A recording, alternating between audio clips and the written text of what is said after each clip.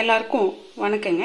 இன்னைக்கு நம்ம சம்பா கோதுமை வச்சு எப்படி அல்வா கலருதுன்னு பார்க்க போகிறோம். கோதுமை பாலை வச்சு எப்படி பண்ணுறதுன்னு பார்க்க போகிறோம். இந்த கோதுமைங்க 1 கப் கோதுமை நான் நேற்று ராத்திரியே ஊற வச்சு கழுவி எடுத்து வச்சுருக்கேன். இப்போ இதை மிக்சியில் போட்டு அரைச்சி நம்ம கோதுமை பால் எடுத்துக்க போகிறோம். பாருங்கள், நல்லா கோதுமையை அரைச்சிக்கிட்டாச்சு. இப்போ இதுலேருந்து நம்ம பால் எடுக்க போகிறோம். பாருங்க, நல்லா பால் எடுத்துக்கிட்டாச்சு. இப்போ இது என்ன பண்ண போகிறோம்னா, இந்த பாலை அப்படியே ஒரு ஓரமாக வச்சுருங்க. இது என்ன ஆகும்னா, நம்மளுடைய அந்த கோதுமை பாலில் இருக்க தண்ணி, எக்ஸஸ் தண்ணியெல்லாம் என்ன ஆயிடுனாங்க, தண்ணியாக மேலே வந்துடும். ஒரு 7லேருந்து 8 மணி நேரம் அப்படியே விட்டுருங்க. அந்த தண்ணியை அதுவும் தனித்தனியாக பிரிஞ்சிடும். அதே போல் அது கொஞ்சம் அந்த மாவு நமக்கு லைட்டாக புளிச்சும் இருக்கும் 8 மணி நேரங்கிறதுனால. பாருங்கள், இப்போ இப்படி இருக்குது. இன்னும் கொஞ்சம் நேரத்தில் பார்த்தீங்கன்னா மேலே தண்ணி தனியாகவும் கீழே அந்த பால் தனியாகவும் பிரிஞ்சிடும் நமக்கு. நான் அதையும் காட்டுறேன் உங்களுக்கு. நம்ம புளிக்க வச்சுருந்தோம் இல்லைங்களா அந்த கோதுமை பால், பாருங்கள் 8 மணி நேரத்துக்கு அப்புறம் புளிச்சு மேலே பபிள்ஸ்லாம் வந்துருச்சு. கீழே பார்த்தீங்கன்னா தெரியும். பாருங்கள், தண்ணி தனியாகவும் அந்த கோதுமை பால் தனியாகவும் பிரிஞ்சு வந்துருச்சு. இப்போ நம்ம மேலால் இந்த புளிச்ச தண்ணி இருக்கு பாருங்க, அதெல்லாம் செப்பரேட்டாக எடுத்துக்க போகிறோங்க. மெல்லமாக எடுத்து இப்படி எடுத்துக்கங்க. இந்த தண்ணி நமக்கு பயன்படாது. மெல்லமாக எடுங்க, கீழே இருக்க அந்த பாலை கலக்காம. பாருங்க, கீழே இருக்கிறது கலக்காம எவ்வளோ எடுக்க முடியுமோ அவ்வளோ தண்ணி எடுத்தாச்சு. இப்போ இதை நல்லா கலந்து விட்டுக்குங்க. நல்லா ஆற்றி விட்டுக்குங்க. ஏன்னா கீழே போய் ஒட்டி இருக்கும், அதுக்காக தாங்க. இதை நல்லா நுர வர மாதிரி ஆற்றி விட்டுக்குங்க. பாருங்க, நல்லா நுர வர ஆற்றி விட்டுட்டாச்சுங்க. எதுக்குன்னா, இது காலையிலேருந்து நம்ம ஒரு 8 மணி நேரத்துக்கு அப்படியே வச்சுருக்கோம் இல்லைங்களா, கீழே போய் அது கிண்ணியோட ஒட்டிக்கும். அதுக்கு தான் நல்லா ஆற்றி விட்டுக்கலாம். அவ்வளோதாங்க. இப்போ நமக்கு கோதுமை பால் ரெடி. இந்த தண்ணி நமக்கு பயன்படாது. இதை நம்ம வீட்டில் செடிகள், தொட்டியில் இருக்க செடிகளுக்கு இதை விட்டுடலாம். இப்போ வாங்க, எவ்வளோ பால் இருக்குன்னு அளந்துட்டு நம்ம அடுத்து கருப்பட்டி எவ்வளோ எடுக்கணும்னு பார்க்கலாம். பாருங்க, பால் அளந்ததில் 1 கப் பால் வந்திருக்குங்க. நான் என்ன பண்ணியிருக்கேன், ஒரு 3/4 கப்புக்கு கருப்பட்டி எடுத்து வச்சுருக்கேங்க. கொஞ்சோண்டு ஏலக்காய் தூள், நெய் வந்து நம்ம 1/2 கப்பில் இருந்து 3/4 கப் வரைக்கும் பயன்படுத்திக்கலாம். இப்போ என்ன பண்ண போகிறோம்னா, இந்த கருப்பட்டியை கொஞ்சமாக தண்ணி ஊற்றி பாகு காய்ச்சி எடுத்துக்க போகிறோங்க. ஏன்னா இதில் இருக்க கல் மண்ணெல்லாம் நம்ம வடிகட்டி எடுத்து வச்சுக்கிட்டோம்னா சுலபமாக இருக்கும். இதை பாகு காய்ச்சி வச்சுக்கலாம். அப்புறமா அல்வா பண்ணலாம். பாருங்கள், ஒரு சின்ன கிண்ணியில் அந்த 1 கப் கருப்பட்டி போட்டாச்சுங்க. 1/4 கப் அளவுக்கு தண்ணி, அவ்வளோதாங்க. இதை நல்லா காய்ச்சி பாகு எடுத்துக்க போகிறோம். பாருங்க, நல்லா கொதிச்சிட்டு இருக்குங்க. சிம்மில் வச்சுக்கோங்க, ஏன்னா இந்த கருப்பட்டி கரையணும் நமக்கு. அதே நேரத்தில் நம்ம என்ன பண்ணுறோன்னா, பக்கத்தில் ஒரு நான்ஸ்டிக் பேனோ இல்லை இரும்பு கடாய் இருந்துச்சுன்னா அது வச்சுக்கோங்க. அதில் நம்ம இப்போ இந்த கோதுமை பாலை ஊற்ற போகிறோம். பாருங்கள், அடுப்பை மிதமான தணலில் வச்சுக்கோங்க. நம்ம எடுத்து அந்த கோதுமை பாலை இதில் ஊற்றியாச்சு. கோதுமை பால் ஊற்றுனதுலேருந்து கைவிடாமல் கிளறிட்டே இருக்கணுங்க, இல்லாட்டி கட்டிடும். அது தட்டாமல் பார்த்துக்கோங்க.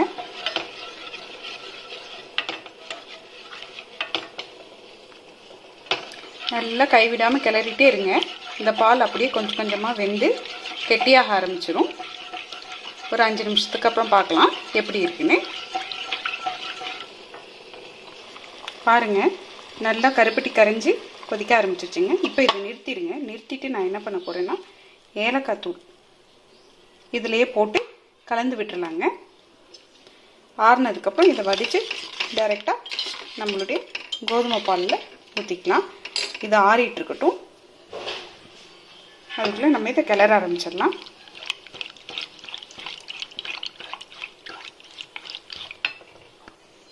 பாருங்கள், ஒரு 6-7 நிமிஷத்துக்கு அப்புறம் இப்படி நல்லா வந்துருச்சுங்க. தண்ணியெலாம் போய் சிம்லேயே இருக்கட்டும். நல்லா இன்னும் ஒரு 5-10 நிமிஷத்துக்கு கிளறிட்டு அப்புறமா நெய் சேர்க்கலாம். பாருங்க 15 நிமிஷத்துக்கிட்ட ஆயிடுச்சு. இப்போ அந்த மாவுடைய நிறம் மாறி இருக்கு, அதாவது கோதுமை மாவு வெந்திருக்குங்க. இப்போ இந்த ஸ்டேஜில் என்ன பண்ண போகிறோம், நாங்கள் நெய் விட்டுக்க போகிறோம். நல்லா ஒரு 2 பெரிய டேபிள் ஸ்பூன் எடுத்து விட்டுக்குங்க. விட்டுட்டு கைவிடாமல் கிளறணுங்க. இந்த நெய்யில் இப்போ இந்த மாவு வந்து குக் ஆக போகுது. பாருங்கள் 2 டேபிள் ஸ்பூன் நெய் விட்டு கைவிடாமல் கிளறிட்டே இருந்தோங்க. ஒரு 15 நிமிஷம் ஆயிருக்கு. பாருங்கள் மாவு நல்லா அந்த நெய்யில் வெந்து மணம் வருதுங்க. அது மட்டும் இல்லாமல் அந்த மினுமினுப்பு தன்மை வந்திருக்கு பாருங்கள். இதுதாங்க இந்த ஸ்டேஜில் என்ன பண்ண போகிறோன்னா, இப்போ நம்ம கருப்பட்டி பாகை இவ்வளோ ஊற்ற போகிறோம். கருப்பட்டி பாகை ஊற்றியாச்சுங்க. இப்போ திரும்பவும் அதே ப்ராசஸ் தாங்க, கைவிடாமல் கிளறணுங்க. ஒரு 20 நிமிஷம் போல் கிளறினீங்கன்னா நமக்கு அல்வா பதம் வந்துடும். வாங்க கிளறிட்டுடலாம். இப்போ உடஞ்சிருவோ இப்படி இருக்குது இல்லைங்களா, கருப்பட்டி தனியாக மாவு தனியாக. பாருங்கள் ஒரு 15 நிமிஷத்துக்கு அப்புறம் காட்டுறேன் பாருங்கள் அது எப்படி எல்லாம் ஒன்றா சேர்ந்து வெந்திருக்குன்னு. பாருங்கள் கருப்பட்டி பாகு ஊற்றி நான் ஒரு 3 நிமிஷம் தான் கிளறினேங்க. அதுக்குள்ளே பாருங்கள் கருப்பட்டி பாகோட அந்த மாவு சேர்ந்துருச்சு. இப்போ என்ன பண்ண போகிறோன்னா, இந்த ஸ்டேஜில் ஒரு டேபிள் ஸ்பூன் நெய் விட்டு திரும்ப கைவிடாமல் கிளற போகிறோங்க.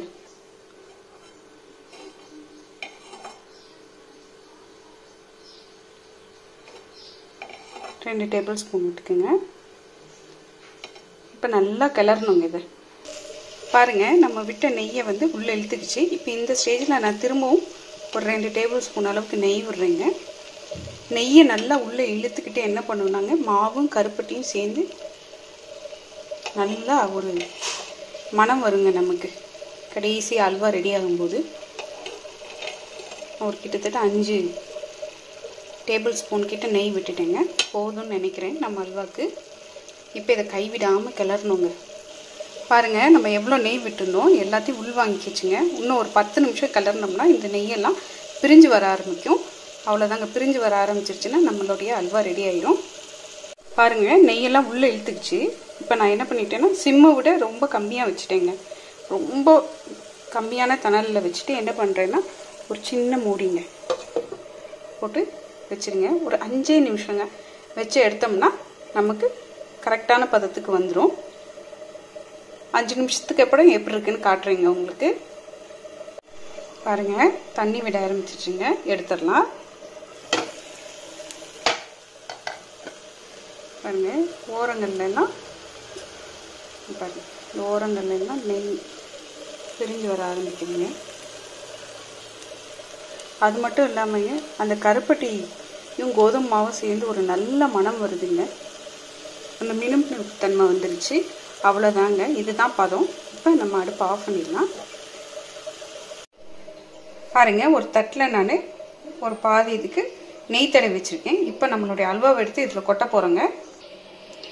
பாருங்கள் எடுத்து கொட்டி நான் மைசூர் பாக்குக்கு எப்படி நம்ம தட்டி வைப்போமோ அது மாதிரி தட்டி வச்சுருக்கேங்க.